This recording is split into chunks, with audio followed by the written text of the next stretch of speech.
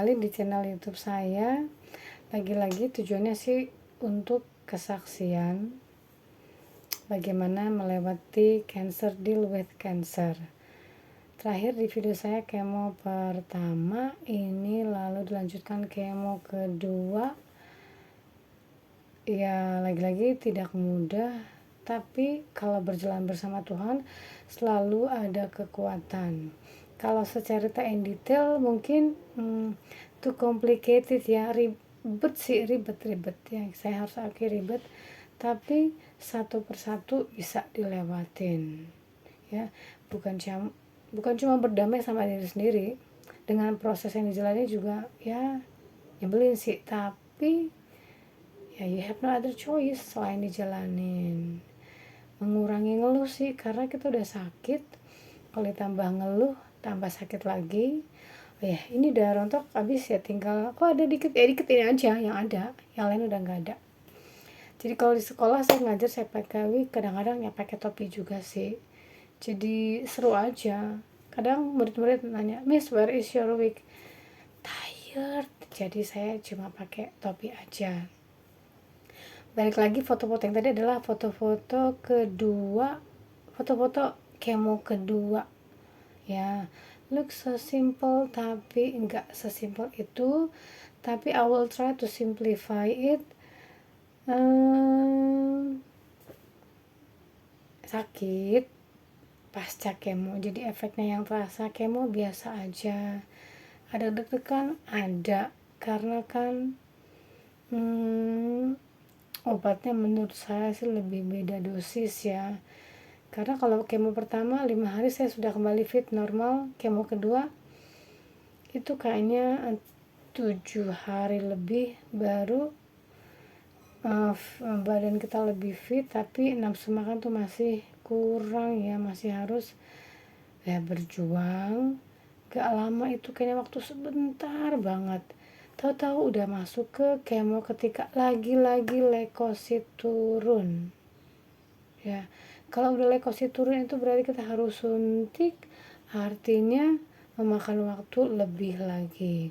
Tapi puji Tuhan, untuk kemo ketiga hanya biru sedikit ya. Kalau yang pertama nih hampir semuanya biru ya, nggak usah dipusingin. Kadang ada perawat yang pas ngambil, ada yang enggak, ya udahlah, just take it easy ya kan.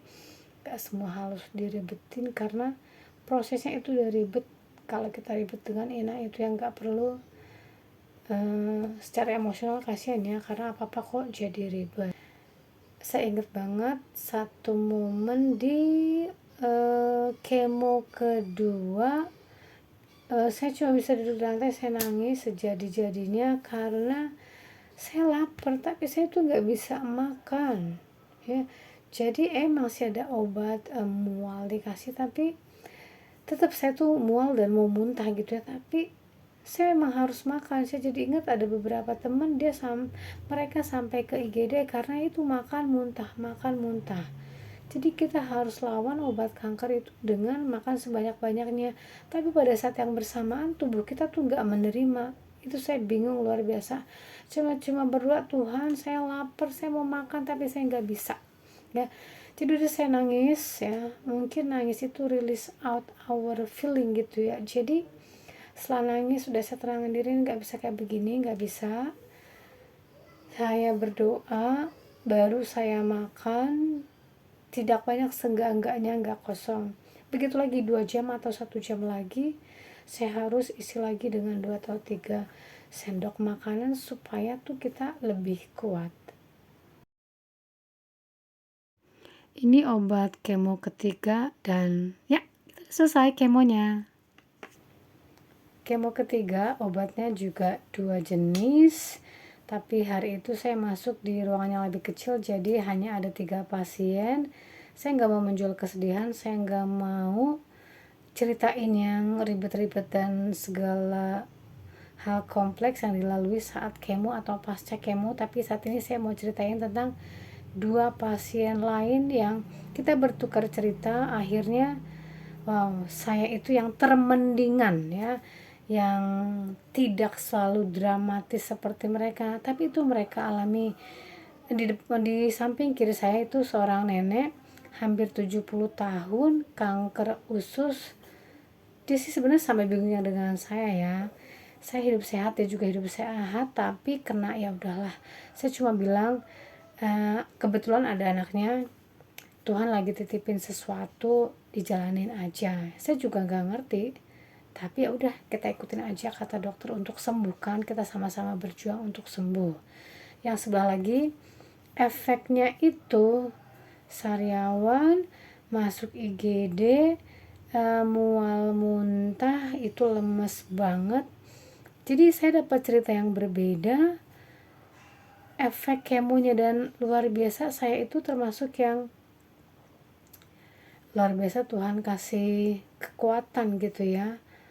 Ya, semua orang punya cerita masing-masing waktu kita menjalani jenis-jenis kanker yang berbeda. Karena kan nenek di depan saya itu adalah dia kanker usus, dimana usus yang diserang. Jadi kebayang gak kita harus mengkonsumsi makanan sedangkan ususnya bermasalah ya. Tapi perjuangan orang itu berbeda-beda. Jadi yang masih sehat tetap jaga kesehatan, yang dalam kondisi sakit berjuang, karena bagian kita ya menjalani proses untuk sembuh.